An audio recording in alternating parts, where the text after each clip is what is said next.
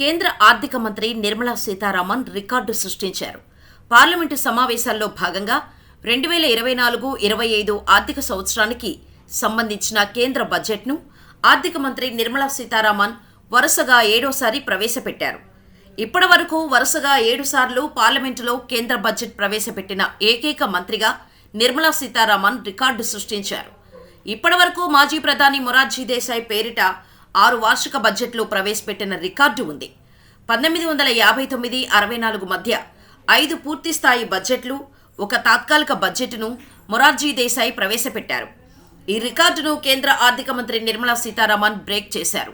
నిర్మలా సీతారామన్ 2019 మే 30 నుంచి ఆర్థిక మంత్రిగా కొనసాగుతున్నారు.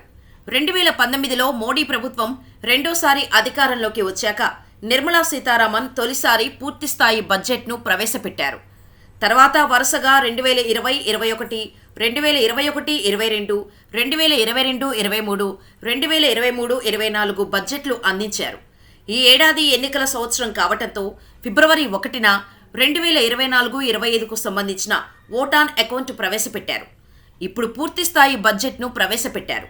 ఇదిలా ఉంటే 2024 పార్లమెంటు బడ్జెట్ సమావేశాలు సోమవారం మొదలైన విషయం తెలిసిందే. నిన్న పార్లమెంటులో నిర్మలా సీతారామన్ ఆర్థిక సర్వేను ప్రవేశపెట్టారు. ఈ సమావేశాలు ఆగస్టు 12 వరకు కొనసాగనున్నాయి.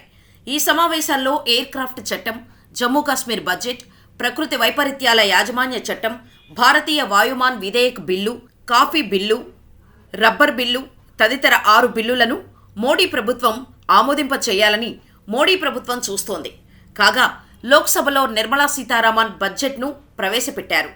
ఈ సందర్భంగా ఆమె అంతర్జాతీయంగా ఉన్న అస్థిర పరిస్థితుల ప్రభావం భారత్లోనూ ద్రవ్యోల్బణానికి కారణమవుతోందని, పేదలు, మహిళలు, యువత, రైతులే లక్ష్యంగా ఇప్పటికే మధ్యంతర బడ్జెట్ ప్రవేశపెట్టామని, ప్రధానమంత్రి గరీబ్ కళ్యాణ్ అన్న యోజనను మరో 5 ఏళ్లకు పొడిగించామని, దీంతో 80 కోట్ల మందికి ప్రయోజనం కలుగుతోందని చెప్పారు.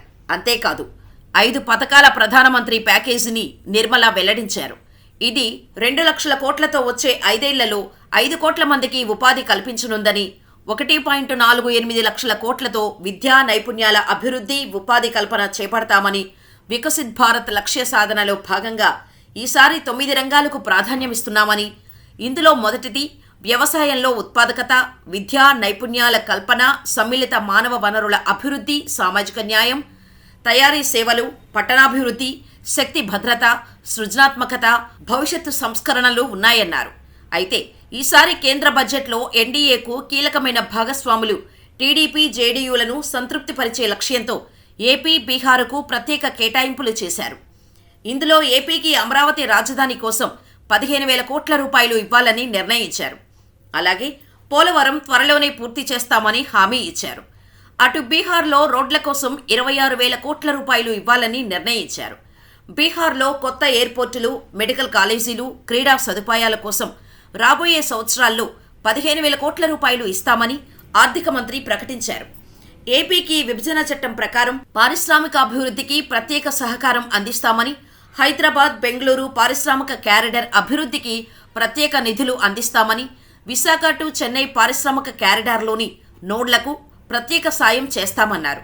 కొప్పర్తి, ఓర్వకల్లు పారిశ్రామిక కేంద్రాలకు నీళ్లు, విద్యుత్, రోడ్లు, హైవేల అభివృద్ధికి నిధులు కేటాయిస్తామని, విశాఖ టు చెన్నై క్యారిడర్లో కొప్పర్తికి, హైదరాబాద్ టు బెంగళూరు క్యారిడర్లో ఓర్వకల్లుకు నిధులు ఇస్తామని ఆర్థిక మంత్రి ప్రకటించారు.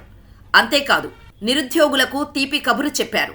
ఎంప్లాయ్మెంట్ లింక్డ్ ఇన్సెంటివ్ కోసం 3 పథకాలు తీసుకువస్తామని, కొత్త ఉద్యోగాల కల్పనను ప్రోత్సహించేందుకు మొదటి నెల జీతం ప్రభుత్వమే చెల్లిస్తుందని, అదేవిధంగా కొత్త ఉద్యోగులకు ఈ పీఎఫ్ఓ చెల్లింపులలో మొదటి 4 ఏళ్లు ప్రోత్సాహకాలు ఇవ్వనున్నామని, ప్రధానమంత్రి ప్యాకేజీలో భాగంగా ఈపీఎఫ్ఓలో నమోదు ఆధారంగా ఉద్యోగ అనుసంధాన ప్రోత్సాహకాల అమలు చేస్తామని, తొలిసారి ఉద్యోగులకు 1 నెల వేతనం 3 వాయిదాల్లో చెల్లిస్తామని, గరిష్టంగా 15,000 రూపాయలు చెల్లింపుతో నెలకు గరిష్టంగా 1,00,000 రూపాయల లోపు వేతనం ఉన్నవారు అర్హులని, ఈ పథకాల ద్వారా 2.10 లక్షల మంది యువతకు లబ్ధి చేకూరుతుందని కేంద్ర ఆర్థిక మంత్రి నిర్మలా సీతారామన్ వెల్లడించారు. ప్రధానమంత్రి అర్బన్ హౌసింగ్ ప్లాన్ కోసం 10 లక్షల కోట్ల రూపాయలను ప్రకటించారు. అలాగే 1 కోటి ఇళ్లకు ప్రధానమంత్రి సూర్యఘర్ ముఫ్ట్ బిజిలీ యోజనను ప్రకటించారు.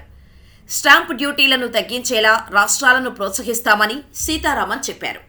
అస్సాం, హిమాచల్ ప్రదేశ్, ఉత్తరాఖండ్లకు వరద సహాయాన్ని కూడా ఆర్థిక మంత్రి ప్రకటించారు. కొత్త పన్ను విధానంలో ఉద్యోగులకు స్టాండర్డ్ డిడక్షన్ పరిమితిని 50,000 రూపాయల నుంచి 75,000 రూపాయలకు పెంచారు. అలాగే కొత్త పన్ను విధానంలో స్లాబ్లు కూడా మార్చారు. 3 లక్షల మంది 7 లక్షల వరకు ఆదాయం ఉంటే 5% పన్ను, 7 లక్షల నుంచి 10 లక్షలు ఉంటే 10%, 10 లక్షల నుంచి 15 లక్షలు ఉంటే 15% పన్ను విధిస్తారు.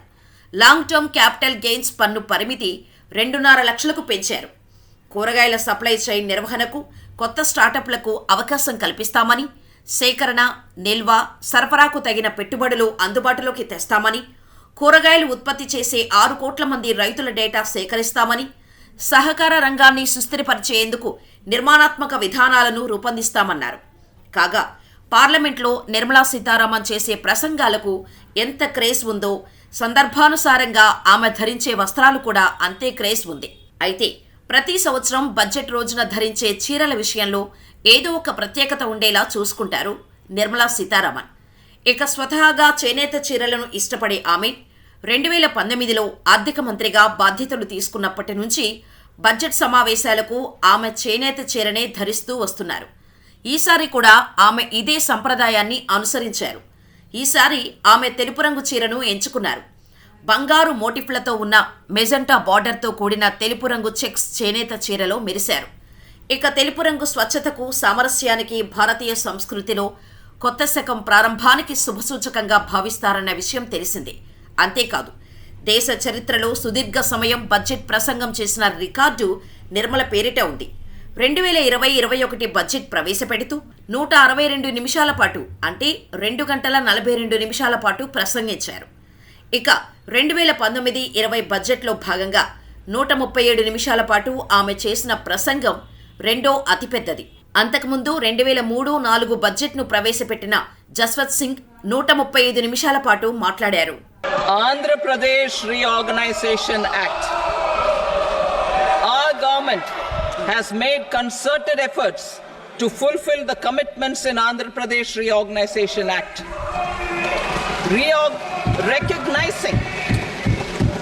Recognizing the state's need for the capital, recognizing the state's need for a capital, we will facilitate special financial support through multilateral development agencies. In the current financial year, 15,000 crore rupees will be arranged with additional amounts in future years.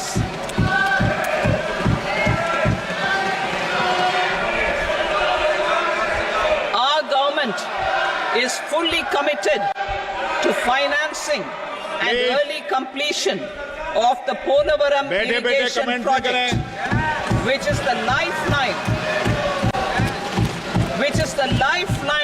for Andhra Pradesh and its farmers. This will facilitate our country's food security as well. Under the Act,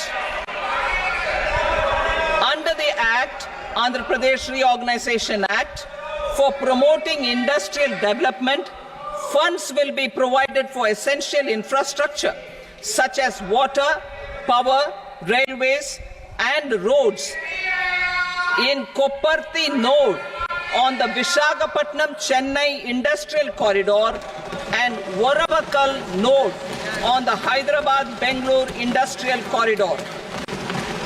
An additional allocation will be provided this year towards capital investment for economic growth. Grants for backward regions of Rayalaseema, Prakasham, North Coastal Andhra, as stated in the Act, will be provided.